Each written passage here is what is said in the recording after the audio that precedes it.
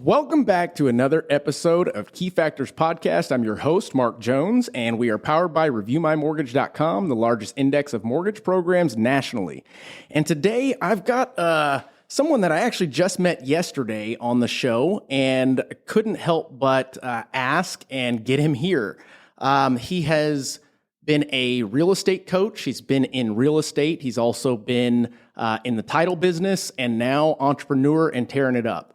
Jon Storey, what's up, dude? What's up, man? How you doing? I'm doing very well. Good. So yesterday, or day before yesterday, I walked into a preferred realtor's office that we work with and came across this guy that was cussing up a storm and spitting straight knowledge. And I couldn't help but interject and give a little bit of my 2 cents to add to what you were saying. And after I left there, I went and looked you up and I went, holy shit, he knows what he's talking about. He knows who he is, what he's going to do, and where he wants to be in the end. And I wanted you to share some of that with our listeners. So, Jon, where do you come from? Where did you start? What's the deal? Man, I don't know, man. That's a long story. Right? Well, I mean, sum it up because born in North Dakota, moved to Utah, lived in Utah most of my life. Little different on how the aspect is there now, but they're a big Mormon industry. Absolutely. Right. And so when I went to high school, it's political, man. I mean, they say politics are how they are now, but it was then there too. So became a long distance runner, ran against the clock. Clock's the only thing that's going to beat you. Wow. So we were state champs, had college scholarships across the nation.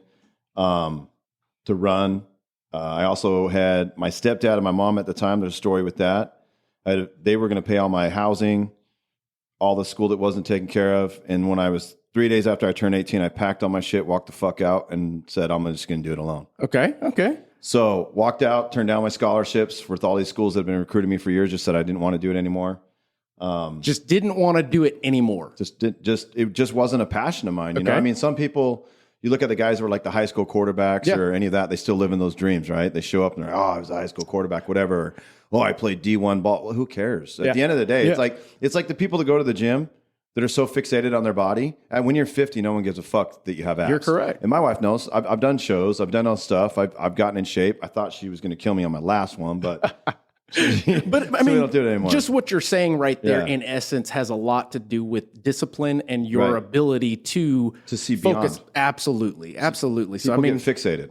And they also get distracted. I think long term, not short term. I agree with that 100%. And I think most people in life do. So then, fast forward, I'm going through college, and I've got a couple semesters left. I clipped the first year of the program for the CRT, which is a certified respiratory therapist. Okay. Going to be a respiratory therapist. Find out they're only going to make $100,000 a year. Said, fuck that, I'm out. Okay. So I decided to get into the title industry. I'd already, prior to that, started building homes since I was 12. Okay. So stepdad. So you were around it. Yeah, I mean, I built, framed, cleaned up the job sites. Yeah. It was a family-owned business. I did all their books. So my sister and I would sit across from each other and we'd do all their accounting so we could give it to the accounting, learn the trades of that, like, how much money you factor in making off a home, what is 3% commission? Sure. What do you do on the resales? What do you do on that? So, I learned all those aspects. I learned the mortgage side of stuff, how they do financing, how they do it. It's a young age, right? Yeah. But it's crazy to me. I've been an entrepreneur since I was 12, beyond working in construction. When it snowed, I'd go door to door and knock on people's door and tell them I'd shovel their driveway for $10. I love it. And at that age, did you really know that entrepreneur is what it was that you were actually doing? Because a lot of folks like myself, same thing, selling things to make money, to go and buy what I wanted because the other kids had it and I couldn't afford it, if that makes sense. Right. And then come to find out years later, I'm an entrepreneur. Right. Well, it's kind of like you look at young kids. I look at, we've got 3 beautiful kids, and I look at my daughter and she's, almost 5'4" at 11, and she's our tall, dangly giraffe, but she's really good and dedicated to dance. She's had a different story. My daughter, Savannah, she's just a spunky, sassy little shit. And then my son, he's an asshole like his dad, but he's got the tenacity that I know he's going to be an athlete because he'll take your head off. I love it. And you can tell in kids right away the type of demeanor they're going to have, but a lot of people don't pay attention to that. I'll agree. And so, as I grew up, I would say that one of the best things, and, for my stepdad, just so you guys know, with people that have a checkered past, as I was a little younger, he used to beat the shit out of me, and my mom watched it and didn't do anything about it. Okay. So I don't really talk to my biological mother anymore. So if you see him on social and you see somebody I call my mom, that's my stepmom. She's been around me for 3 years. Just recently, a couple months ago, my stepdad committed suicide. We rekindled our relationship after 13 years of not talking. I told my wife, I'm like, I'm just going to go on a plane. I'm going to fly up there. I'm going to knock on the door. And I'm going to forgive him, because I think most people, this is probably the most important thing that I've done in my life. We carry around crutches as like a badge of honor to say, I've been through this. I can't tell you how many people were like, oh, I'm a single mom. Like I had some chick the other day messaging me about doing real estate. She started immediately with, well, I'm a single mom, blah, blah, blah. I'm like, dude. Is that what defines you? I mean, you just define who you are. Right. Well, so I have 3 kids. My 2 youngest are with my wife now, and my oldest I've had full custody of since she was a baby. Okay. Right? Her biological mother passed away almost 2 years ago now too. But with that situation, her she watched her mom get arrested, almost drowned in a pool, sleeping from couch to couch because her mom was a prostitute to pay bills. Then finally got full custody. But we don't use that as a crutch. Some don't use that as a crutch. And as of me being a full-time single dad, I never posted out there like I know what I bring to the table and all that. It's just, I think everybody is so fixated on a mindset that on social media, I know we were talking about social the other day, is that, when I get on podcasts, I just say it how it is. On social, I don't put my drama out there. Why do I need to? Some people think like, oh, I need to tell people about that I had to go to the hospital, or I had to do this, or I'm sick, or I've got a cold. Like, dude, no one cares. Like at the end of the day, if people are doing social, find out what people want to know about you. And that's the content you put out there. See, I'm a huge fan of that 100%. Right. And I think I mentioned it while we were there a couple of days ago, that I started my business from social media in 2012, and have been able to utilize the autopilot residual to build teams and all that good stuff through that.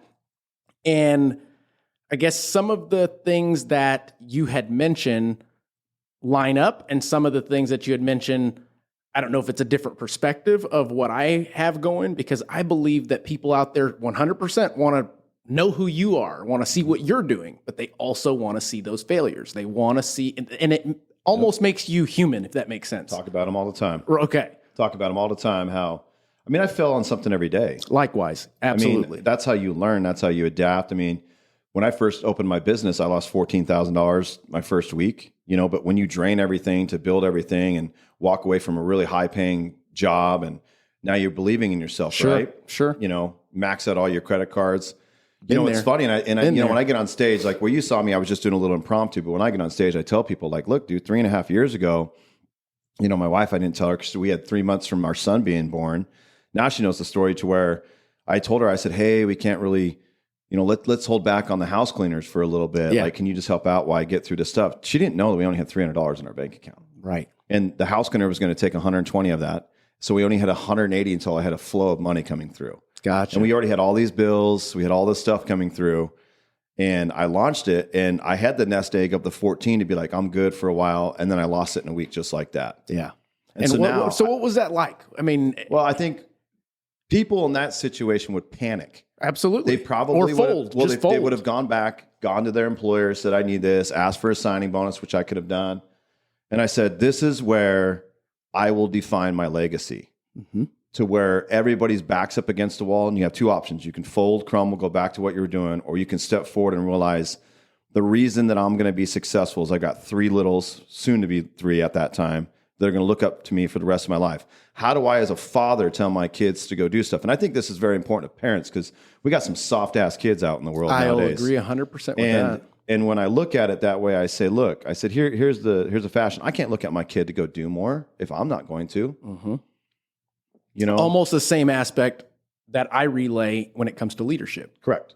You've got to be in the trenches, or have been in the trenches, and not be scared to go back to the trenches if you're going to be a leader. Well, you have to show. You got to lead by example. I have people that'll reach out to me, and I talk about their business, and I said, well, what do you do with your client? Like, so you're telling your team to go do all these things, but yet you don't. And you wonder why they're not doing it. Right. See, with my clients, I lead by example. I do all the stuff. I'm up early. I do the things that I need to do. This morning, I already did a coaching call before I got here, and I was up at the crack of dawn doing it, right? And I just think people get so fixated on just a simple life. I live a very, very simple life now, but I do very well. Sure. Right. And I thought back in the day that making 25 grand a month was life. That was the tits. Well, Yep. 25K a month gets you out of the rat race. I think that's the golden ticket of 25K, 300,000 a year will get you out of any rat race. Yeah. To where you can look at things, buy things, go on a little nicer things, nicer cars, nicer houses. And put yourself in a position that the future looks bright. If that makes to reinvest sense. and put money into other things. Yeah. And, but I just think most people, man, they're scared. And I'm like, what are you scared of? Like, you're already like, people that go to a job that are already paying them $25 an hour, you can only make 25. Right. That company's willing to pay you 25. Yep. Which means they're making at least 2 to 3 times the amount of money that you're paying it. So if you love your job, and I have people all the time, well, I love my job. Well, then go open up your own company and have your own job. And I guarantee you'll make 3 to 4 times the amount of money. Pick and one. you'll probably love working harder for yourself than you will for somebody else. Well, you'll see the income. Absolutely. Like for me, it may not be right away, guys. Disclaimer, it may not be right Takes a away. minute. Yeah, it takes a minute sometimes, unless you're inventing something. Even still, that may take a minute. So yesterday, or whenever the hell that was, there was something that I mentioned to these newer to the business agents that you mentioned that caught me by surprise, and it immediately grabbed my attention, which was, where are you from the last time that I visited or the last time that we spoke? Right. And damn near all of them were in the same position that they were in. And you basically said, you're just not doing anything. Right. And that seems to be the MO or the actions of most people in any sales position that aren't being successful. Correct. Right? So that being said, can you expand on that a little bit? Well, I mean, I come in here, I do these events, and I tell people, I have success stories. And when you look me up, you see I have clients tell me, I do his stuff. I'm doing 28 million, 30 million, 40 million, 50 million, 100 deals a year, whatever it is. But they're committed to their success, right? And that particular group, great group, the greatest thing they have in common, they're consistent, right? On social, doing stuff. It's just their content is driving away business. Right. So I told them that last time, stop doing this, stop doing this. Well, they don't want to listen. That's why your bank account hasn't grown. Right. See, I go, and when somebody tells me to change something or change some things up, I do it. Because the people I'm taking advice to have hundreds and hundreds of millions of dollars. Correct. And they wouldn't be wasting their breath. They wouldn't, but they know when they tell me to do something, I do it. That, and what I've also noticed, and it's the concept of getting into different rooms. My goal is to get into different rooms that I wouldn't have been in before, to share to the melting pot. Why? Because somebody successful, they actually do like to share their stories. Yeah. We like to toot our horn every once in a while, but it's at the cost or at the potential of that information getting to somebody and them actually doing it, and a year, 2 years, 3 years, whatever it is, seeing them and going, all right, they listened. That's a good feeling to me. Now at the point where I'm making money, I'm not going to say autopilot, nor am I anywhere close to done, but that is a great feeling to me when I see someone in 6 months do what I tell them to do, and they're successful, or they're seeing success, if that makes sense. Yeah. Like we, it's funny you say that, but what I practice is what I preach. Okay. And what I preach is what I practice. So it's the same. I think a lot of people say, do as I say, but not as I do. Well, there's a lot of people in the world, right? But I like to roll it both ways. I like to take myself a position of what am I going to learn from myself, and a position of what am I going to teach myself. Sure. And I think a lot of people, they get all this information and they don't really know what to do with it. And just start with one, the reason I'm good at what I do is you admitted it. You looked me up. You researched me. You sent me a friend request. I didn't send you a friend request. So when you're in sales, that's called the process of elimination. You build the tribe that wants you to win. Right. See, the problem with most people is they want to be friends with everybody. Right. Because you look online where people are like, oh, they get all these likes and they get all this engagement. Dude, I've done the Instagram. My buddy runs a thing. I wrote a course on it, like the do's and don'ts, buying followers, buying whatever it is, buying engagement, just to show people this is not what you do, because people can read through it, right? Authenticity will make you richer than anything else. Absolutely. And me being the way that I've been now over the last little bit, do I ruffle feathers? Yes. But the reason you sought me out and the reason I'm here, right, is because we are like-minded. I'd rather grow with like-minded people versus people that are weak as fuck and always have an excuse of why they can't do something.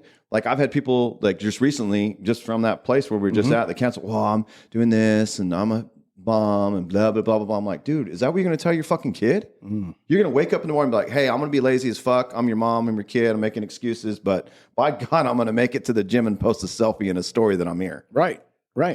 I mean, it's and you wonder why your DMs blow up with a bunch of thirsty fucking dudes or a bunch of thirsty fucking chicks. Yeah.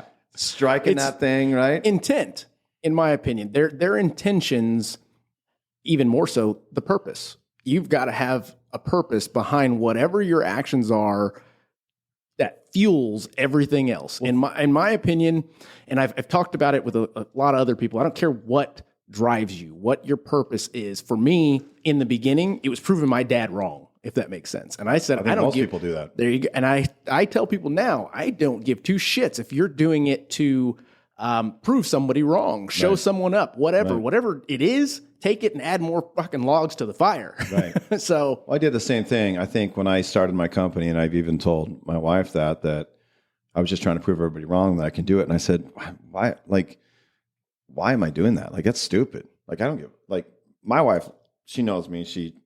God bless her, because sometimes God bless all the wives. First, when we came out, she was just like, is he really like that? And I'm like, yeah, I just don't give a fuck, And she's like, and it's just what it is, and you teach your kids that way. And then she laughs because my son's like that, because he's just me in a sense. And then my daughters are stronger in that aspect, because they lead to see that their dad's that way. But society is hard.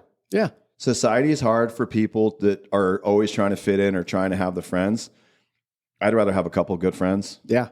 We used to have parties at our house and barbecues, and 50, 60, 70 people would show up. Mm-hmm. Then when you open up your own company, you really see who your friends are. That's very true. And then now that you're successful, a lot of those people are coming back saying, hey, man, can I pick your brain? Well, first they turn into haters. Oh, bro, they always haters. First they turn into haters. They were a hater when they were still coming to the barbecue. Yes. It was just free food and free drinks. You just didn't really know at that level until you start doing your own shit. Then they turn into fans. Right. Once you're still doing what you set out to do, if that makes sense. Because most people, in my opinion, have a tendency to lose track because they can't be consistent with anything. Well, most people are just talkers. Yeah. Like, oh, I'm going to go do this. I'm going to build this. I'm going to build that. Like, my wife knows when I do something, I'm going all in. Mm-hmm. Like, we just started investing into a transportation company. Okay. I woke up one day and I'm like, I'm going to go do this. And she's like, okay. And, obviously she doesn't know. She just swipes the damn card. She never knows what's in the bank account, but there's plenty of money in there. But I used to pay attention to the money. I don't anymore. Now man, the wife does. But so I said, I'm gonna look at this. I'm gonna buy my stepmom, a new car. I'm gonna take her car. I'm gonna put it in here with this investment. I said, I just bought you a new car. She's like, well, would you give me? I'm like, well, happy Mother's Day. I just got you a brand new loaded Escalade, murdered out, black. I love it. Dope as fuck. Yes. But she had a 2021 Yukon XL Denali, fully loaded too. It was brand new. We had the first one in the state, right? Because my buddy hooked it up. So I'm like, all right, we'll put both these in here just to test them, because worst case, we sell them and I get all my money back because we're net profit on them. Great. Correct. Right?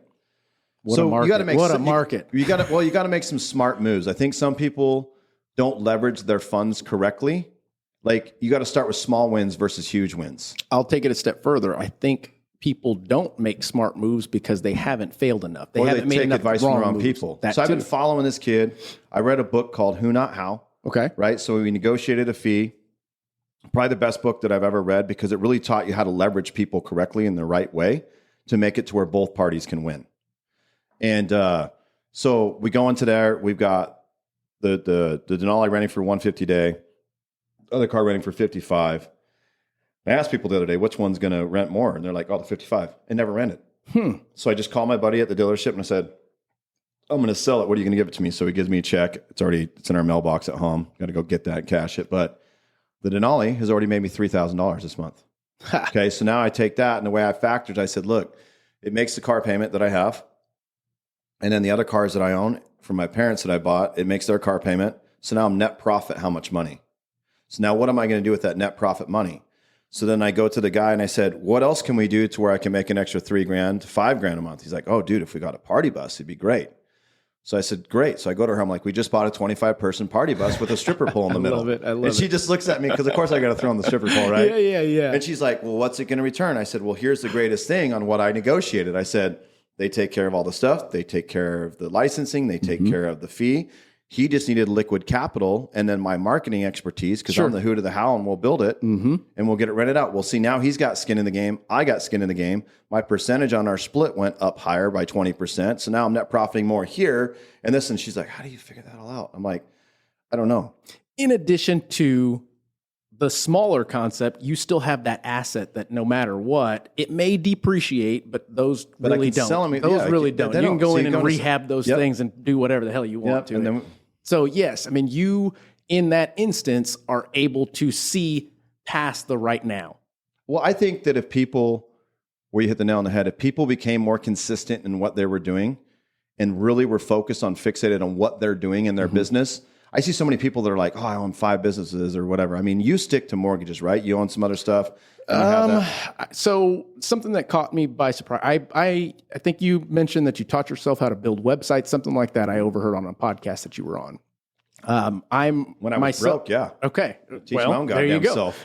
I wasn't broke at the time, but I did teach myself how to build websites, found a partner in Utah who's freaking awesome at what he does. We built reviewmymortgage.com in essence. That's a who, not how move. Absolutely. And it is before its time. There's plenty of things out there in regards to mortgage, but there's nowhere anyone can go to seek all the mortgage programs, all the nuances that lenders know based on their credit, location, all of that good stuff. So we just threw $180,000 into the new website, and it'll be launched in the next couple of months. And that's going to be the meal ticket that, in my opinion, still to this day, you can work and make great money, $200,000, $300,000, $400,000 a year, but you still won't get rich that way. You've got to put things in others that you got to leverage all day long. And I believe your mindset's similar to mine.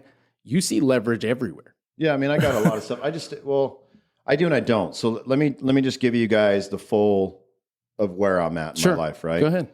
I could grind like everybody says to grind. I could do what all these big entrepreneurs do where they're constantly doing stuff, constantly traveling. I've been traveling a lot at the beginning. I'm going to take the next couple of months off. I got a couple of things that I'll go do, but find the point where you have enough income a month to be able to live your best life. And it's got to at least be more than $35,000 a month. Okay. I'm going to tell you that right now. To where you can work a few hours a day, have your stuff on autopilot, to where you look me up, you could see me everywhere. You Google my name, I'm everywhere. Yeah. You Google top 50 real estate coaches in the nation, I'm on that list. But what I don't have in common with those guys on the list, I don't pay for publications. I don't pay for ads.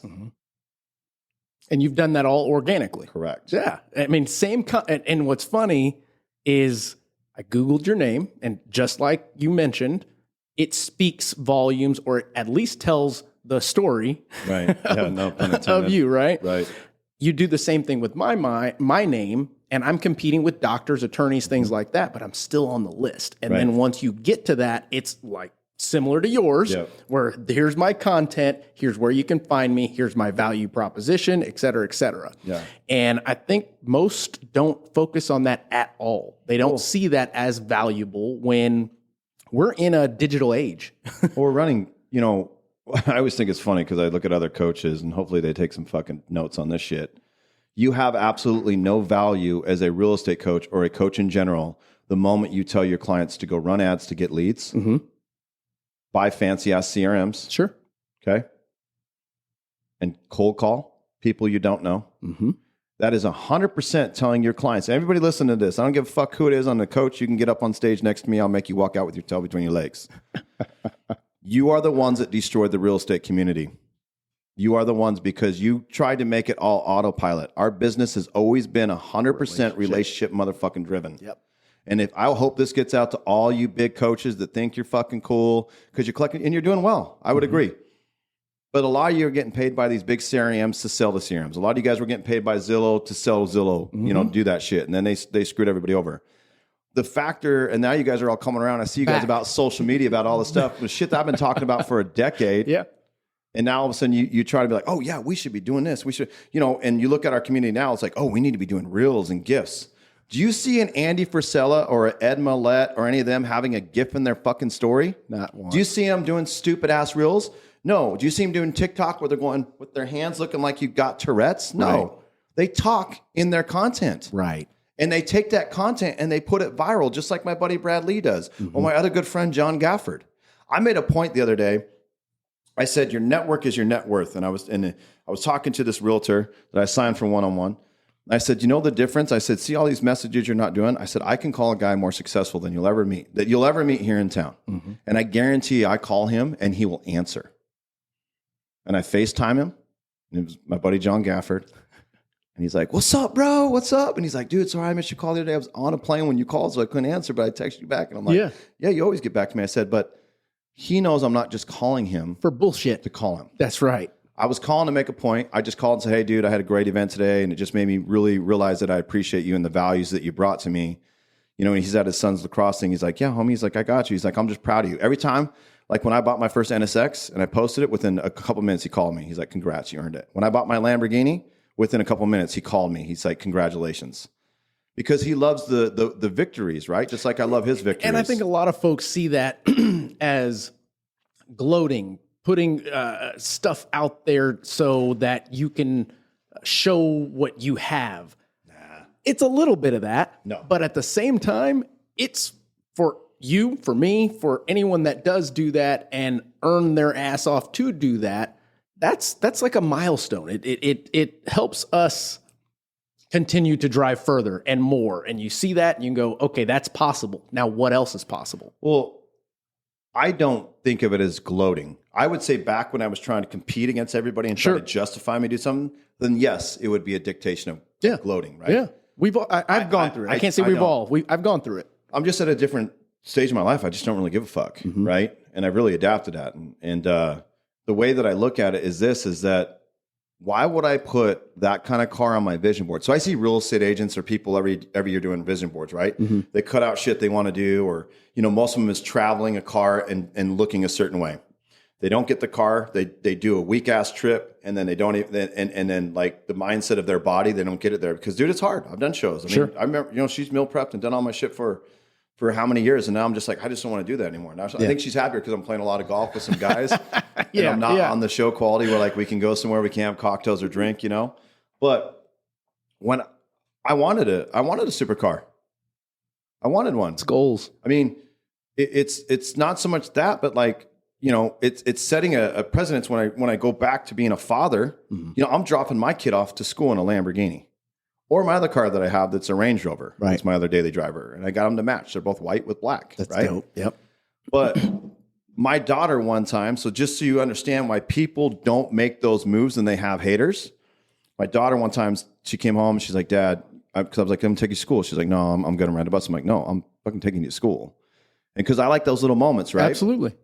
But she's like, well, can we just take the other car? I don't want to take the Lamborghini. I'm like, why would we not want to take the Lamborghini? She goes, well, kids were making fun of me because they're like, well, here's a spoiled little rich girl. And I said, you know what you tell those fucking punks? Say, I'm sorry your dad didn't level the fuck up. I love it. I love it. And I said, and I taught her, this was a life lesson. I said, if you start changing your life off people's opinions, even though you enjoy it, baby, you'll never be living your life. Absolutely. And now, so she's proud. When she did a dance, this was crazy, guys. I'm just telling you guys my life experience of not just, you know, being successful, what you do with your success, of the importance of it. So post that, we have it, and my daughter's going to her first dance. Now, I'm a little heartbroken because it's our first not daddy-daughter dance, but thank God I got another little girl I'll be doing that shit with, and my wife will be doing the son and mom dance, right? So I'm like, well, that's cool. I'm like, just call my buddy now that we're, you know, we do stuff with business partners on our aspect on stuff, and I'm hoping to do more with him. But I'm like, hey, dude, I want to rent your party bus for some 11-year-olds that are going to their first school dance. So we show up, we get the party bus. Macy invites some of her friends, and the parents are like, oh my God, I can't believe you did this. I can't believe, I'm like, in my mind, I'm thinking like, this is why society has weak ass fucking kids. Right. You're in your mind thinking, I'm not going to spend $250, $300, $400 for a memorable night. That only happens once. Yeah. Correct. I'm like, I'm going to make it epic. So this is how I live rent-free. I say anybody that builds a business live rent-free. So my daughter gets to the dance, gets out, and she can hear kids. Oh, of course, it's Macy's story. And then after all the kids want to sit in the bus, she's like, yeah, I mean, the boys are like, can we go for it? Nope, can't go. Can't sit here. Was that Forrest Gump? But my kid And we live in a good neighborhood. Obviously, we have their kids. People got money there, but my kid was the only one that got dropped off in a party bus. So when I tell people, say like, why would you buy a Lamborghini? Well, if your truck, your Ford F-250 that's dope as fuck is parked next to my Lamborghini, who are they going to pay attention to? Yeah, it's obvious. It's a marketing piece. It is a marketing piece. It's a marketing tool. So my wife recently, I wanted to sell it. She's like, yeah, it's not going to happen. So we're keeping it. So you know what? Let's shift gears. You mentioned marketing piece, and I myself pride myself in being a great marketer for many years. Right. I took risks on, instead of going $3,000 billboard, I'll put a $3,000 wrap on my truck and take it anywhere. That's what I would do. And that worked for years. I did the billboard. And then I wrapped, moving trailers for customers and things of that nature. Back in the day, that worked, and people would ask, did it work? And I'm like, you just asked me about it. Right. Yes, it worked. Obviously it worked. Just like you looked me up. So 100% it worked. Absolutely. Right. So what do you believe is too far in regards to marketing, or is there a too far? Because for myself, I believe that if you're willing to risk your money, your time, and your effort, you make sure you get something out of it in return. Outlandish sometimes works, but what are your thoughts on that? Think long-term. Mm-hmm. What are you really trying to accomplish with that? Like, you look at anybody that runs ads, buys leads, talk about people just farming a neighborhood, right? Mm-hmm. You got to understand, like, what's your budget? How long does it typically take? I think people, like I said, working short-term, they have anxiety. Like, they'll run out of deals. Mm-hmm. All right, I'm going to start. All right, let's go run ads so I can get 1,000 people to call me, or that I have 1,000 people, but they're never going to buy a home because they're all 500 credit scores. They're all tire kickers, right? It's quality over quantity. But the thing of it is, dude, my favorite 2 words when I do my coaching, when I first start with my program, is slow down. Mm-hmm. You know, don't necessarily be patient. I like how, if you have patience, say patience is a virtue, you'll always be patiently broke. Yeah, that's so true. Nor am I about to be a doctor. But the marketing is find out where you make your money and double down on those efforts, like videos, content, posting, engagement, stories, reaction, digital marketing. Most people, I'll add to what you were saying a moment ago, most people are reactive versus proactive, in my opinion. But I would talk about that all the time. But also with your marketing campaigns, when I look you up, what do I see about you? Because when you looked me up, you saw me. I got my family. I got my stuff. I've got the podcast I've been on. I've got what I do. I've got my website. I got everything. So I'm virtually everywhere. Right. I think the problem is that people, like, I ask people, I'm like, what platform? Oh, I'm on Instagram. Well, what about Facebook? What about LinkedIn? What about, TikTok, if you decide to do videos? And who knows if TikTok's going to be around, because there's been other platforms like that that haven't made it, right? Why? But I always ask people, I said, why aren't you on YouTube? And they're like, oh, no, I don't like it. I'm like, YouTube is the #1 search platform. Right. And if you know websites, you should have a Google ClickFunnels site, because that coincides with YouTube. Why? And they're like, how else would you capture? Google owns YouTube. Absolutely. And they're like, oh, I never thought of it that way. I'm like, did you even look it up? Right. But people, someone like scared. you, someone like myself, will not only, and I think, will not only think of the idea and that long term, but you'll also probably do the legwork to do a little bit of research, whether it may take you watching a couple of YouTube videos to formulate your opinion on what your move is on this marketing piece, or this aspect of joining all the platforms just as one. And I've heard people say, no, focus on one and just go all the way in on one. Why would you do that? Yeah, it doesn't, you have to, it's kind of like if, a sports person has they got a big contract. Where does it go? Everywhere. The news, TV, ESPN, websites, social media, right? They're resting their entire career on one avenue. Now, I would tell people, like in real estate, and I think people have this wrong, is I would focus on Facebook first. And here's the key principles of any marketing. Number 1, it's better relationships. Number 2, you can create a private Facebook group, which is better than any CRM to control your audience. Sure. But it's more integrated of telling you what you are. Instagram's Insta-famous, right? You get a lot of fake. You're right. Fake bots people. And all kinds of. But here's what I would tell. Here's what I tell anybody. Anybody that's going into business that has social media, I would tell people to create a target list. This is the biggest moneymaker I did when I was in title and when I opened my business and did all those things. Is that if you have 3,000 Facebook friends, you have 3,000 warm leads of an opportunity every day.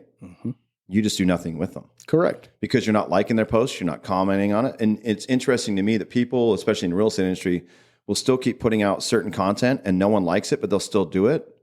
Like your audience is telling you, we do not like your shit you are posting, or they don't see it because you've destroyed your algorithms. Sure.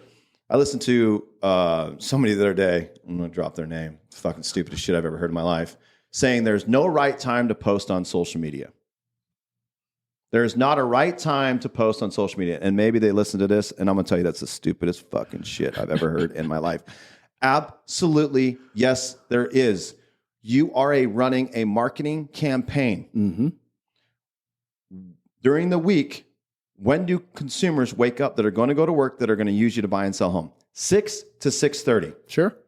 Start your marketing post there. Mm-hmm. Doesn't get engagement, comment, resurface it. Absolutely. And those Your basic stories, concepts your still stories work. are a running 24-hour ad.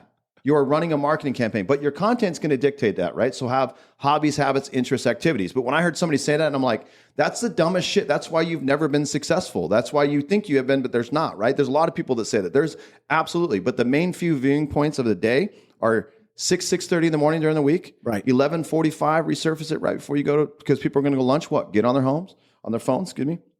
6:30 at night.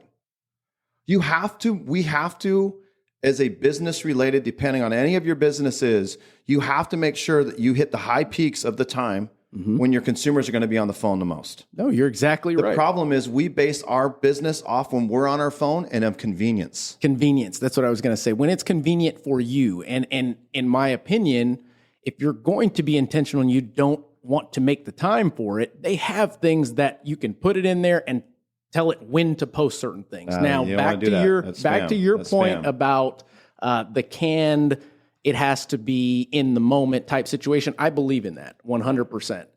And a testament to it, I actually took a break from this podcast, and my goal was to take a 2-month break. I only made it a month. So when I met you, it was like, well, shit. All right, I guess we got to fire this thing back up. And my intention was, the market's going crazy. I needed to jump back into production and get our branch production up so that I can put myself back on autopilot. See, if I was to tell you anything, I never put myself on autopilot. Conceptually. The verbiage, though, right? So we're doing a podcast. We never want to tell people you can autopilot anything. You can't autopilot. anything. You can delegate, automate, that kind of stuff. I'm on vacation with my wife at this moment. She's sitting next to me and I'm doing a podcast. And I have a meeting right after this, and then we'll go enjoy the rest of the day. You know why? Yeah. You know why she's cool with it? She likes her $500, $600 fucking dirty golden goose shoes. Okay? She likes her fucking Gucci.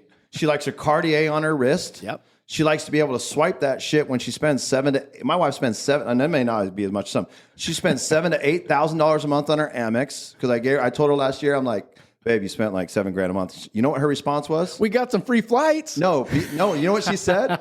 Her response, okay. Like nothing beyond that. Just okay. And you know what that means well to me is, in that mind, the way I took it, Mama, I made it. No, she goes, in my mind, she's like, if you're worried about what I was spending, and I was, and I just letting her know, like, hey, this is where we're at, because I, include her and stuff. Sure. Is bitch go make more money then? Okay. And that makes sense. But that's what that's what my mentors would tell me. Yeah.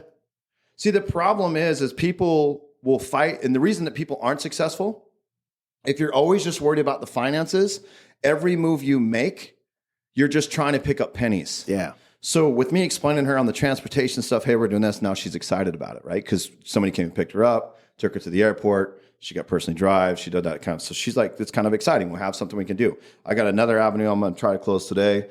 But just in this short amount of time, I have $12,000 more a month coming into my revenue, which is $144,000 a year. Right. That's more than most people as a whole household make to get combined. Right. Here's the thing about the $12,000. That is on autopilot. Right.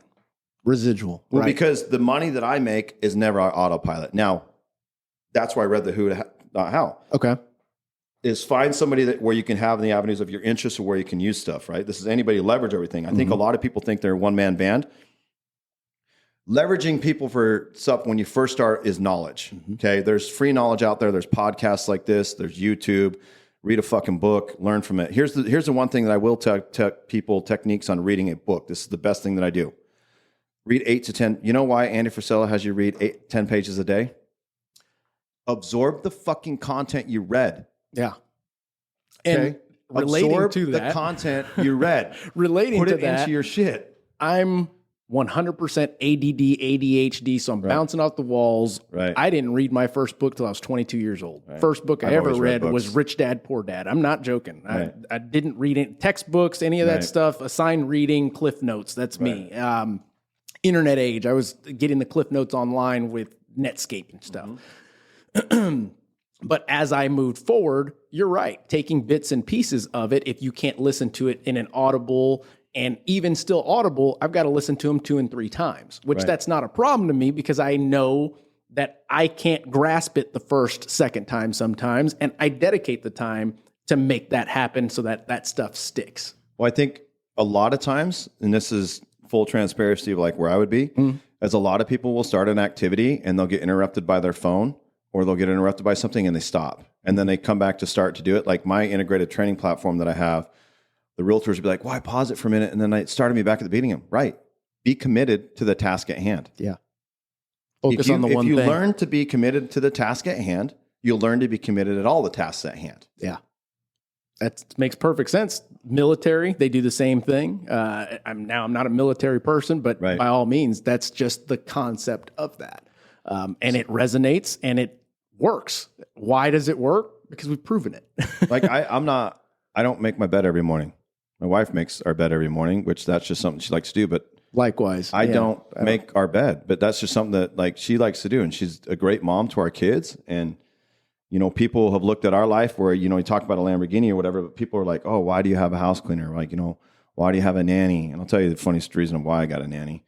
But it's people will just be like, well, she's a stay-at-home mom. I'm like, dude, that's the hardest job there ever is known to man. Like, out of respect, engineer. Like I tell people, man, like, dude, she needs a break. But when I got the nanny, here's where it was in 2020. This is a firm believer on goals and be committed to like personal development of an hour to take it for yourself, whatever it is.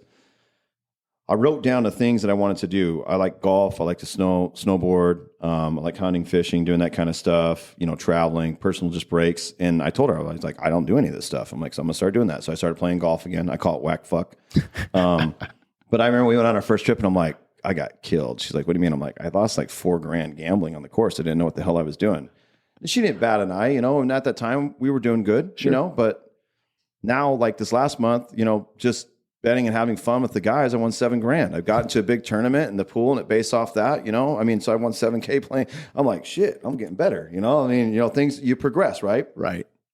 Well, and I think if we are similar mindset, and I think we're very close, you can't just do something just to do it. No, I do it. You do it all the way. My coach that I hired, we were not on the driving range. He went on the course with me. Why? I'm like, because dude, I'm gonna have shots. The mat's not going to teach me, right? So now I think I'm playing all this golf. And I remember when I first started playing golf, she didn't really understand because we had been together for lots of years and I was never playing golf, right? I'd go out with my parents every once in a blue moon. Sure. But now I'm consistently doing it. So I'm like, shit, if I want to play golf twice a week and not get bitched at, which she doesn't, right? She still would let me do it.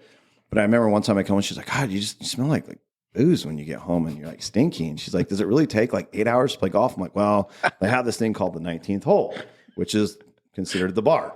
And so we go there and we talk about like all the shit that we need to do. Now You're so transparent. Love that. Now she goes, she knows my friends. She's been on trips. She knows the degenerates of who we are. That's why she's sitting there smiling. That's right. So I'm like, well, here I am in my mindset. I'm enjoying something. Now, most people would say, well, you make the money. She gets to stay home. She doesn't get to work. She has a, you know, at the time, a house cleaner. We didn't have the nanny. And, you know, we sat down and she was like, I just kind of sometimes just want to go get my nails done, or I want to go, you know, have date night and not have to worry about it. Or I want to, you know, go to lunch with my family. And I'm like, and I just don't want to take these 3 fucking kids that follow me everywhere, you know?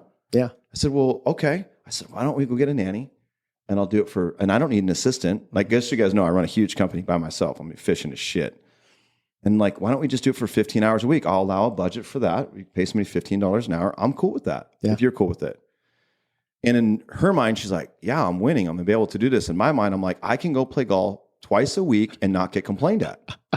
Because now we're even. Because mama gets to keep her sanity. Right. She gets to keep who she is. Like when I go do my stuff, she's just like, dude, go do it. I always stay at my buddy Trent's house. He's like my brother. He loves me to death. You know, it's like we're having an adult sleepover. Because, you know, we play, we have a little cocktails, obviously, and then I don't want to drive. And we usually play 2 days in a row when we play. But I'm able to do that with my business. Yeah. So can you autopilot? No. Your content will autopilot your business. Mm-hmm. So, Well, you will have, and I would imagine same thing as you will begin to have people posting on your behalf and tagging you in it. Your wall will end up being you posted something and then someone else is posting other things, closing pictures, congratulations, da-da-da-da-da. Hey, I thought of this. Yeah, go ahead. I don't add that to my timeline Why not? because it's my fucking page. I get that, but at the same time, but you're also at a different point than most in the sense that Choose when what someone you want. Absolutely. Choose when what you want on there. someone tags you and it is something relevant to business, you can leverage that because the algorithm will now show more people. It doesn't actually. How do you figure? That does as figure. So you tagged 3 people, right? Yeah. You got 16 likes. Yeah. I put a post of my wife and I so far today. It's got almost 200. No, I get that. Tagging people, too many people on a post. Right. Will decrease. Right. Checking in on Facebook. Mm-hmm. Posting too many times in a day. Posting videos and photos in the same post. Posting too many photos. Mm-hmm. Multiple posting. Not being consistent. Kills your algorithms. Why? Facebook considers it spam. So even though you think it's going that way, there's a reason why I built my company successfully organically. Mm-hmm. There's a reason why you look me up. There's a reason why I get hundreds and hundreds of likes organically on Facebook. There's a reason why I became a millionaire off Facebook. Just like when people do live, no one gives a fuck about that. You're not famous. Stop doing that shit. That's why they have stories that only give you 15 seconds, right? But if it's always business related on my timeline, like if somebody sends me a friend request and all I see is business related shit, I'm not going to accept your friend request. Right. When they come to mind, they're like, oh, dude, he does quotes. He's got family. He's traveling. He's doing his stuff. Because you know why? Facebook is set up a certain way. If you go to my page right away, it says I'm a real estate coach. Here's my phone number. Here's my website. And I love helping others. If you look at my bio of where it is, it says I just work at this company, not the other 10 brokerages I've been at. It's got my phone number if you want to get a hold of me. If you go to my Instagram, it's the same name. It doesn't say Jon Storey, your real estate coach, just like other realtors will put like your real estate expert San Antonio or Texas. Just like my YouTube, Jon Storey. Mm-hmm. Just like my LinkedIn, Jon Storey. Just like my TikTok, Jon Storey. Why? That's my brand, motherfucker. It ain't nothing else. Yeah. It's not Jon Storey, the guru of real estate. Do you think people look it up and they're like, oh my God, I think John's thing has got to be Jon Storey, the guru? No, dude, they look you up by, like, why would you put something different on a social media platform that's different from your business card? No, I agree. Because when you, like, it's like you go and introduce yourself and your handle on Instagram's Jon the Legend Story Real Estate Coach. So do you address me as Jon the Story Legend Real Estate Coach? Not, I mean, no. You unless say what's you up, say Jon? sir. No, yeah, unless exactly. you say Jon. Yeah. But see, that's where branding goes wrong. Mm-hmm. And see, all the techniques I've given you, they're proven that they don't work because your audience is saying, hey, you know, I get that you're, and I love that you put me out. That's fine. But see, the people that don't know that trick, you're just free advertising for me. Mm-hmm. But only 17 people liked it. Mm-hmm. You know? Makes perfect sense. I would have taken that and put it in my stories. Because people watch stories more now than they do posts. Agree 100% with that. So if you're trying to, this is for any business person that's listening to me right now. This is where I make my money, is my stories. Mm-hmm. Content's there just to show people who I am. But I'm consistent in my stories every time. But that's where I get my conversations. You know why? People don't comment to try to have an open conversation. They DM you to have a private conversation now. Right. And the reason is because we got cyber bullies, you know, people that think they're cool, but they just want to be like, hey, I want to know more information. Great, here's more information on me. Mm-hmm. But that's where I would say, that's where a lot of people make the mistake is, you know, I see in our industry, you know, and now you guys, if you do real estate closings or you have that, that's fine. Tag your clients, but let them know and educate them in the process of, hey, I'm going to do it. Mm-hmm. The number one mistake I see people with social media too is that they're like, you tag me in a story and then I'll say I reshare it to my Instagram, which is great, guys. That's a great lead opportunity. And then you reshare it again. Dude, I've already reshared it. You don't need to do it again. You don't need to do it again. It's already there. People make that mistake all the time, right? Yeah. My wife doesn't listen to me on sometimes. She shares the same fucking story on Facebook and the same on Instagram. She got the same followers and the same friends. Pick one. The master. Mm-hmm. If you notice on my social, if you follow me, I don't have the same content on Facebook and the same content on Instagram. Why? They're two different platforms. Just like YouTube's all video. Yeah. When Instagram was built, Instagram was just photos only. Now it's developed into other stuff where stories, reels, all that kind of stuff. Reels is videos, guys, just so you understand. The only reason that reels were invented was to compete with TikTok. So that is telling you that Facebook and Instagram are living rent-free. TikTok's living rent-free in their heads because they're trying to find something to compete. Now, do I think reels are cool? Yeah, but talking to them. Right. Explain to people that does stuff. And you actually mentioned that while in that training class, which was stop doing the pointing stuff. Stop it. And I agree 100% with that. Yeah. And why do they get so many views? Because people are simple. I don't know. They are. Well, it's squirrel. Like I would say put in like, words that are just, auto-populating across the screen so they can, a lot of people don't open their phone to listen to this stuff, right? Just like when somebody sends me a long text message and it's a voice text message, I don't listen to them. Right. And or you send me a voice message on Instagram or, whatever, I don't listen to it. Just type out, dude, if you can't accomplish a sentence in a few words about text to talk. I know, I don't even listen to those. If you text to talk to me, I'm not going to listen to it. You wouldn't even listen to it. It's text. It's text. No. I'm not taking 45 seconds of my life to listen to your gibberish. Ever. I mean, that's just how I am. That's text to talk like this. But there you go. But that's you wouldn't be listening to anything. No, you'd be reading it. I would read it. Exactly. That's my point. Yeah. See? But see, the difference is like people are lazy. 100%. And you got to know your stuff. Like, dude, I've been studying social media for forever. Yeah. And take clients from doing 15 transactions to 100, 5 million to 25 million, 20 million to 50 million. All that kind of numbers. I mean, I got the numbers to back it up, right? My clients had to put in the work, but I understood social media and how it worked and where people lost their audience and spam their audience.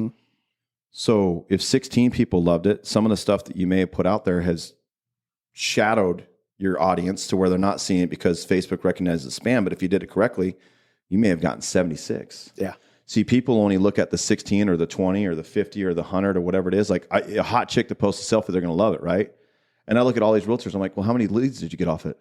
None. Because when I posted that I was at a seminar and I was doing this stuff, you know how many DMs I got about people and algorithms of people following me and shit like that? You looked me up. And it goes back to that intention.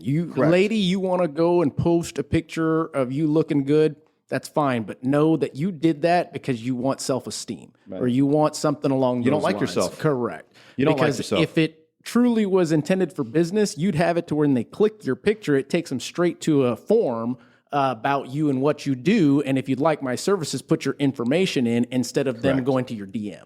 Yeah. And I mean, I look back when I did the bodybuilding stuff, like I can't remember the last time I took a picture of myself at the gym. I still go to the gym, but I take pictures of my life. I mean, I can't tell you the last time when I've had my photo shoots when I used to do them and be brick-abbed and everything like that. Like, and I'm like, when I look back at that time when I was doing this and it, obviously opened up my company, but I would have never had the mindset that I had now if I still worked for another company. No. But I look back then and I say, like, all the DMs were about, like, what's your meal plan? Where do you work out at? Can I get a session with you? Who's your training? I'm like, I don't make money off that. So you guys need to really focus on the conversations you're getting in your DMs, conversations you're getting in your text messages, conversations you're getting on phone calls. And if it's not helping you, stop answering the phone to the certain people, stop answering text messages to the certain people, and stop reacting to DMs. I like that. That, number one, that'll get you time back. Absolutely. But then they'll take that time. Thing. Well, then you'll take time to put it into something else. But see, I made all these mistakes. Yeah.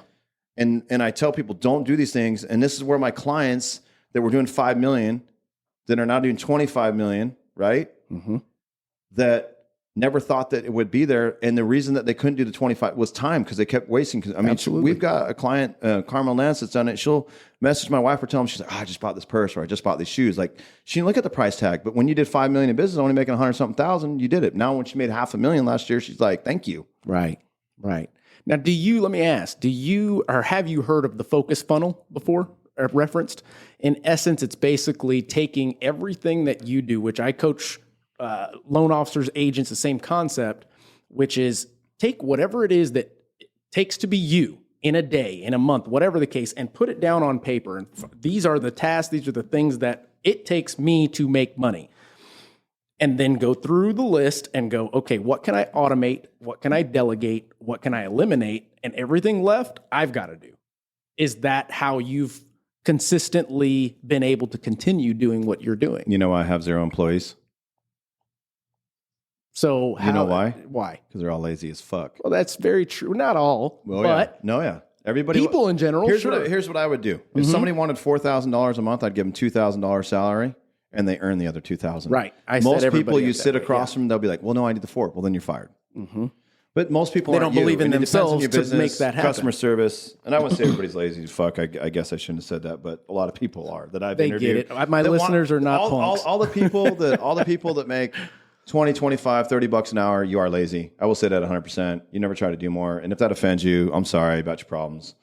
It's like my buddy Brad. He always says, why are you so fixated on what this other person's doing and like pinpointing, like you said, haters? That just means like you shouldn't be worrying about what they've done. You be worrying about like, how can I learn from them? Why am I hating on this person? Is because you don't have it. Right. So like my focus, I keep it simple, man. I've got my critical tasks that I do. I learned a long time ago that there's 5 key principles with what you do that make your money. Really only 2 or 3 are where you really, really make your money. The other 2 are just kind of fillers. Okay. I think if your list goes beyond 5, most people can't manage a 5. That's where chaos begins, right? And, any business, any business, not to be on real estate, is they say we need a contact relationship management system, right? No, you don't. You need an Excel spreadsheet. And okay, I'm going to stop you there. So I had asked you this question, and my intent was to show these newer to the business agents how important it is to have something to keep track of all your customers, when you spoke to them, how you met them, when you're going to get back to them, if you close them, and after you've closed them, how you're staying in contact with them. I have all those forms. Yeah. And I did that with the intent of what I preach for folks to use, but truly went back to the drawing board, back to the office, and went, oh shit, man, I'm using an Excel sheet too. Well, here's the thing. And I'm not joking. It's a funny story when you look at it, because people want to sell all these big CRMs. Because it's the nuts and bolts. They think it's automated. But dude, you have columns. You can color code it. You can put X's if you've sent them letters, if you closed, if you did your follow-up, if you sent them a thank you card. And I did it. Now, let me guys teach you CRMs in all different fashions. You want to talk about that for a minute? Is that cool? Yeah, by all means. Okay, so I was in Vegas and I was doing this presentation, and this guy that's been a realtor for 30 years is just kind of like acting like he's just king prick. And sometimes when you come at me, I'm pretty chill. Like you saw it, I handled it good. Today I was just like, you know what, man, I'm going to teach you a little something here, son. So he's like, oh, I own a brokerage and I got all this, anybody that starts with their accolades, they're shadowing because they're not successful. And in my mind, I'm like, if you're as good as you're telling me, then why the fuck are you sitting here? Yeah. Yeah. Number one, you wouldn't be you would be in my room because I can teach you a lot of shit. Sure. But the way you're coming at me is like, you're trying to like challenge me. Yes. And for what reason? And so he's like, I do open houses and I gather, I get their phone numbers, and then I have that, and I follow up and call them. Like, dude, if you called me about buying and selling or text me all the time, stupid shit, I'll never answer your phone. Okay. And I said, why would you do that? Why wouldn't you create like a call to action where it says scan here so we can connect on social media, scan here for more information, go to my YouTube channel. Get them to one place. Scan here's a video about who I am and who my team is, right? I mean, it's super simple. And I said, that's the number one mistake. He's like, well, I've got a great CRM that manages. And I said, okay, so you've been doing this 30 years. So you personally should be doing $50 to $70 million a year. Why aren't you? And he goes, well, I work on referral only. And I said, well, dude, after 30 years, how many deals did you close last year? He's like 23. I said, so your audience of all these thousands of homes that you possibly sold over 30 years are telling you, we don't want to work with you again. I mean, bottom line. And it's the truth factor. Yeah. People are not wanting to work with you, number one. And I go, well, how do you stay in contact with them? Realtors, anybody, I'm telling you this is why your business does not grow. This is why it isn't in. We're a relationship building business. Why have a CRM? I'm like, what do you send them? Bunch of canned stuff. Bunch of fucking stupid shit about what the market's doing and all this other crap that you never read. People don't read emails like they used to. Read what? Social media posts, videos, stories, engaging, read a text message, whatever it is. I said, why don't you just get an Excel spreadsheet? You can chart it, you can color code it, you can see where you send people cards, you can see if you've liked their post, you're checking all the boxes. You're seeing, he's like, no, we have a great one. It's $1,500 a month. I'm like, dude, I'm going to save you $18,000 a year if you do it my way. He's like, no. And I said, okay. I said, well, let's focus on, you said you gather phone numbers and you've got a CRM. Now, let me show you how I do mine. So my phone numbers, I'm going to get your phone number, which is great, but I'm also going to get you on social. Why? Because it's going to tell me if you're in a relationship, where you work, do you have family, do you have kids, what your hobbies, what your habits, what your interests are. The phone number is going to give you what? The phone number. That's it. I said, okay. And I said, so when you need all this information of all these clients that you've put into a CRM, and you got to export it. What does it get put into? Excel spreadsheet. So do you really need the $1,500 Ding, ding, CMI? ding, ding, ding. You can create as many columns as you want. And There's 18 grand back. And how many times do people complain like, oh, I wish that the CRM had this, or I wish that the CRM had that? Well, guess what? On an Excel spreadsheet, you can add the fucking column. And people that say that, multiple. I wish that it had this, I wish that it had that. Those are the folks that I have found that aren't going to use it regardless if it did have that. Here's what I'd use a CRM for. If you had it in a relationship and you could categorize where your buyers and sellers are, to send informational videos about where they are in the process. Sure. That's what I would use it for. I said, dude, if you can set up to automate that, hey, we know where the process is going to be in the buying and selling from the mortgage side. And when I coach people on this, people say, how do your clients do so much more volume? And I go, because they do video content. Yeah. And they send it out to your clients about like, hey, how do I DocuSign? How do I read the contract? How do I sign a contract? What do these part of the contracts mean? How many times have you been asked in your career, when do I get my keys? Plenty. So why don't you have a video that you send out 7 to 10 days prior and then send it again saying, hey, this is the number one question I have. Please watch this video. Guess what? You don't have to get on the phone and do again. Yeah, you don't have to say that. So and to attest to what he's saying, I do that. You know, when you said those things, it's like, guys, a lot of people don't. No, they're either scared to get on the camera, they're scared to think what people will think about them in that instance, but yet they're still going to go through the process of answering that question every single day with that X amount of closings you have. They'll never have time. Right. And it started back when I discovered a thing called Loom. I don't know if you heard of it. Similar to Zoom, but you're able to record your screen and you talking about whatever the hell it is. I use Screencast-O-Matic. Same concept. So closing disclosures have to go out to the borrower. We were getting a lot of folks calling to ask about their closing disclosure and what's on it and all this jazz. Okay, guys, pull the entire office in. Every time you get a closing disclosure and it's the final, I want you to pull it up, record yourself going over it in every line so that you've just eliminated all those phone calls. Send it to them, take the extra step to put it in an actual text message to send to them because it's easy. They'll click, boom, pops on. And if they have questions, they'll rewind. If they call you at that point, they almost feel dumb when you say, press rewind. Well, I mean, it's no different than learning. Like I had somebody the other day, they're like, oh man, I didn't realize you had all that stuff. And I'm like, okay, I need to reposition that on my website. I need to reposition this. So when I get home, I'm going to refilm a different video and have it all like, boom, this is what you get. Boom, this is what you get. This is what you can do. And this is where you is. And this is what it includes. So I'm going to redo some different stuff. Why? Because somebody asked me a valid question. I took notes on it. See, I think the number one thing where people don't build success is your clients are asking you a question because they're saying, hey, I'd like to use know this, and I want to know this. But as real estate agents, they're like, oh yeah. And I'm like, but you get on the phone every time with them and answer the same question with the same client. Like, that's not value. These people are looking to understand, like, why do I need to give you $12,000 to sell my house or 20 or 30 and you have nothing and I got to call you all the time? That's no value. Like for me, that's why I built an integrated training platform on my buddy Bradley's site. There's 400 training videos from traditional to social media to lead follow-up to lead gen to building your business to everything. And I do a small subscription cost on that. Why? Because I want to help more people, number one. I was told by a coach, get 40 clients, they'll pay you $1,000 a month. That's 40 grand. It's $500,000. $500,000, in today's society, it's not bad.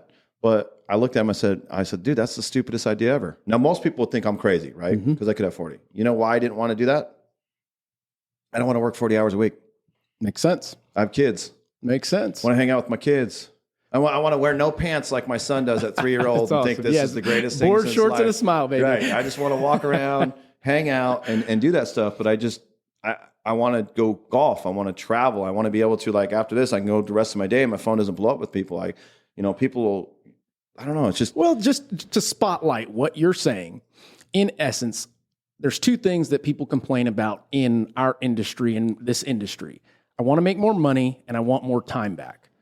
Well, are you doing the things that give you more time back? Sacrifice. What we just talked about, the question that gets asked over and over, and you continue to answer it every single time. Record that one time, put the captions in there for whatever, all of that stuff, put it in a database and have it accessible and easy to get to the customer whenever it's needed. Right. Because now you just saved yourself time. Now you got time. Go make more money with that time. Well, and see, I wasn't doing one-on-ones at the time. Sure. So one of my mentors, I'm so fortunate, and I don't know how it is. I would tell my wife, I'm like, I don't know how these great people came into my life, but there had to be a purpose and a passion for it, right? And I think we need to pay more attention about people that are trying to help you in a mindset and helping you that have been where you're trying to go. And he's like, dude, how many phone calls do you get a week about your coaching, of people that are in your coaching? And he goes, all this. And he's like, why are you answering the phone? That's not part of your package. Right. And I was like, shit, man, I never thought of it that way. And I'm like, so what do I need to do? He's like, just start with some one-on-ones, dude. So that way you have a price that if somebody wants to call and get a consultation with you, it's XYZ. So then I had that, and then people were calling, and I'm like, hey, I can't just keep answering your phone call. Like, it's not fair to my one-on-ones. So now I've got something to justify in a sense. And he's like, that's great. He goes, but also say, hey, do you show homes for free? Do you list homes for free? Okay, well, this is my job that pays, right? You're calling to get my knowledge. Right. At the time, I was like, it's $300 for an hour. Now I'm like, it's $500 every 30 minutes. And then it constantly goes up. It's so ironic because I had somebody call me the other day to say, hey, can you come out to San Diego? We got a big event we're going to do. We've looked you up. Obviously, you know what you're talking about. You've been referred to us by, can't tell you how many people already that said, hey, get you here, because you kind of say it how it is too. And I think people need that in today's world. And I said, yeah. I said, here's my fee. Here's what it's going to cost for me to come out. And they're like, okay, let me get back to you. And then they go, oh, well, we were just thinking because we're giving you the opportunity that you'd come and you're not paying. I said, here's the irony of this right now. I said, do you sell houses for fucking free? Do you show homes for free? And I said, for you to get on a phone call with me and say, I'm giving you, they're giving you an opportunity to be a part of their transaction too. Do it for free. And I said, I humbly say, fuck no, and don't call me again. And I want you to think about what I just said to you. When your client the next time says, hey, will you list my house for $1,000? And you're going, no, I get 3%. Yeah. Just remember our conversation. Absolutely. What goes around comes around, bitch. Yeah. That's how that and now works. And now they're not making 3% on some things moving forward. Everything's changing, man. Well, Arizona's where everything starts. Just, absolutely. The reason that Phoenix, and I'm ahead of the curve. There's a lot of tech people, companies there, yeah. Well, the main reason that Phoenix, Arizona is where all the iBuyers and everything started, that people don't understand, is we're an island. Yeah. Maricopa County is like an island, but we have all demographics of billionaires, millionaires, low income, how people move, the analytics of everything. That's how Zillow figured it out. You type in on Zillow to search for homes because people don't go to realtors' websites anymore. Right.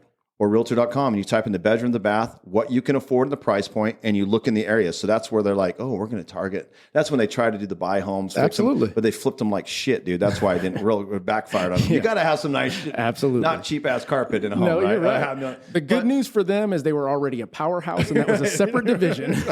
I know the people that built that with them in Arizona. But hook me up with those people because they're going to be buying Review My Mortgage in a year. But that's where they figured it out, is that people are going online. Like the average person was going on to Zillow 88 times during a home buying process to find out information.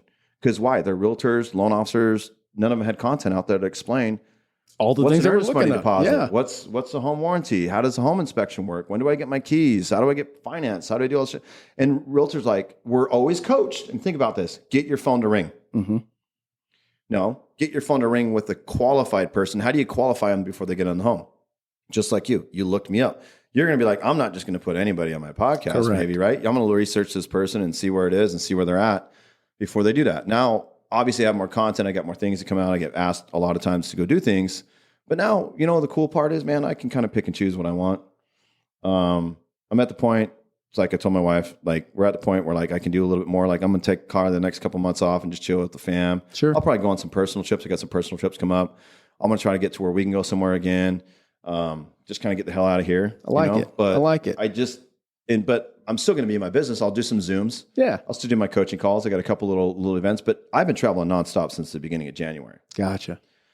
But also the road show. Well, it is. I call it the shit show. It's guerrilla marketing. Shit show on a plane. Hell yeah. But here's the way I live my life into where I want it to do, where you circle back to buying the Lamborghini of having the focus is, we don't really budget out our life and budget out the events that we want to do.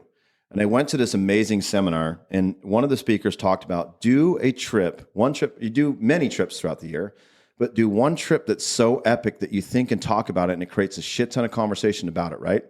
So we just went and did Disneyland, but did the private tour, which is anywhere from $500 to $600 an hour, minimum of 7 hours. We had asked other families, hey, do you want to go? But they don't want to pony up the game. So I'm like, this is where ask somebody that question. Okay, this is super important. Ask somebody that question, and that'll tell you if they value time or not.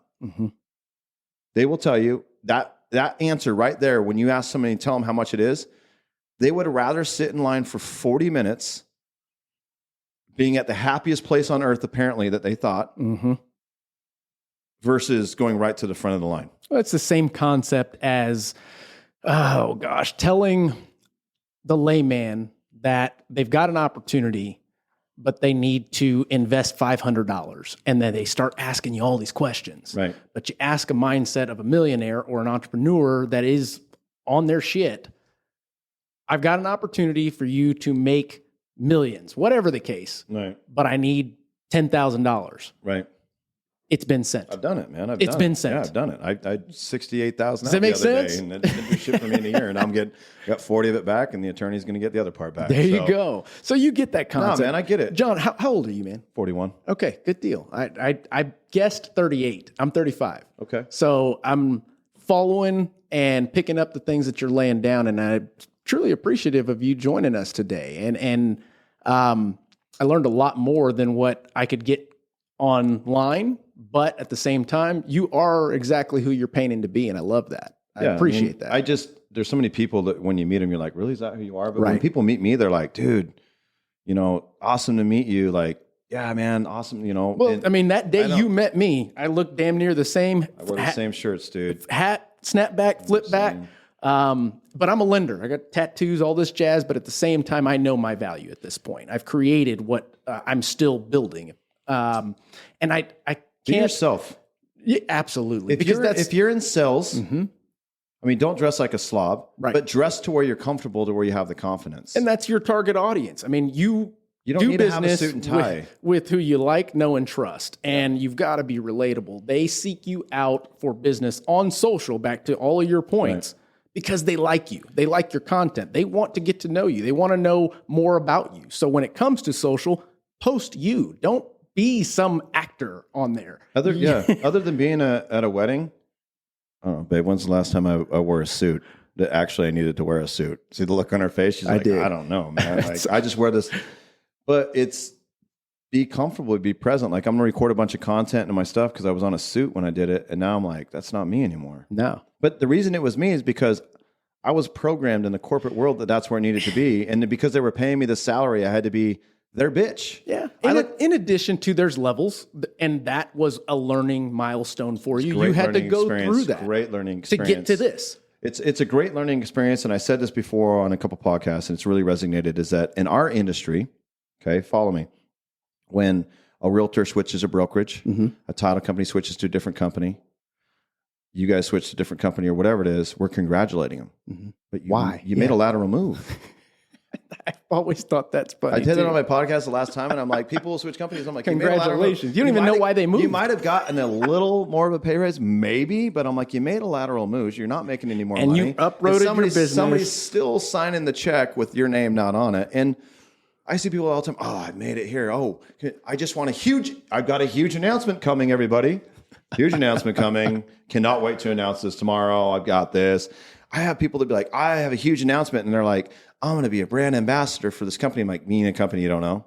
I have a buddy of mine, think he's awesome. I think there's a lot of people awesome. And they're like, I had a huge announcement. I'm going to do this, blah, blah, blah. And I'm like, dude, you don't own the building. Right. And I believe that most people do not understand the concept of you. It's not the company, it's you. Yeah, that's at the end of the day. Correct. That's what I found out. Especially in real estate, mortgage, title, you're doing business with that person. And I cannot stand when I have producers that I will hear say, well, the company, you knew the guidelines, you knew what you needed to do. What in the hell does the company have anything to do with your decision making and your ability to do your job well? Yeah. I mean, it's just are you the expert or are you not? Yeah, keep it simple, man. I agree. Simple wins. Just find out what you want to do in life. And I mean, like I said, I could press more and do more things and working on stuff. I'm just trying to diversify, but it takes, I had 2 years where, whatever the hell went on in the world that everybody thought was true, handcuffed me. So when you really look at it, I really had a year into my business of really being out and growing. And now I'm starting to do it. But I think until the end of this year, the people will really be more like, okay, let's get back to, I mean, people aren't paying attention. People don't pay attention to shit. They're bro. not paying attention to anything. Oh my God. Dude, we're not going to go real AF Yeah, on them. I'm not going to go left field, but or right field, or whichever if you can way. get a DUI and your wife is the Secretary of fucking State, and the next day you get out of it. Yeah. I think then everybody that got a DUI in the last year shouldn't fucking have to pay a fine either. And apparently, college debt is now relieved. I mean, no, we're not even going to go down there. JC, grab the mic. That's just where it is, though. But I mean, that's just the fun part of life. I'm going to keep that stuff off of this, but I think this has been a great episode thus far. No, I think, you know what? We can wrap this thing up. So, Jon, is there anything in regards to tops? If you had a top tip to give to a realtor, what would that top tip be? Now, I know that there's plenty of tips out there, but what would you focus on? Hey, new to the business agent, this is what you should focus on, period. Listen to your clients and answer their questions. You can't fail if you're listening to the people that make you money. I love it. And to add to that, press record. How about that? Yeah. Press record. Do document video it content. and spread it everywhere. And be consistent and chart your activities. If you collect data and you listen to your people and you have good content, you can't. Dude, I have people that were making 100,000. They're going to make $1 million this year, and they're just floored. They're just like, dude, I cannot believe with everything you said. They thought I was crazy. Sure. You know what? We are crazy. We are crazy, but yeah, I mean, that's what I tell anybody that. But also, I've been a very key on every activity you do. At the end of it, right? How can I have fun doing it? Because you may have started this podcast, but you want to have fun doing it. You want to do it with people. I did it for therapy. Yeah, well, I mean, you release, you get 100%. Having intellectual conversations with someone else that can relate and someone I can learn from, and each episode has been that. Well, it's the philosophy of social. It's like you could have the same advice from two people, but the third people with the same advice, the way they deliver it, like kind of how I deliver it. Sure. Might be the turning point. Yeah. And some of the people when we were in that class today that were having success, they said it's because that I approached it, even though they've already heard it, they didn't really believe it until I was like, dude, this is what can happen. And they're like, holy shit, really? So you just got to believe in yourself, but have fun doing it. I try to do everything and have fun. I love that. I think if you're not having fun in whatever it is that you're doing, there's plenty of other things to do, and you may still have time.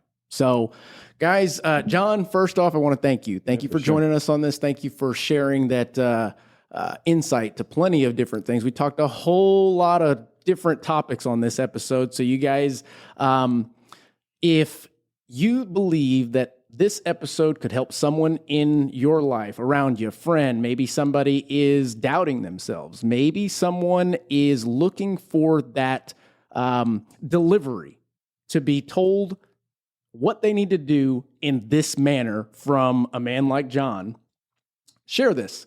Like it, subscribe, all that jazz. But so much for my 2-month sabbatical. I'm back in it, guys, and we will catch you on the next one.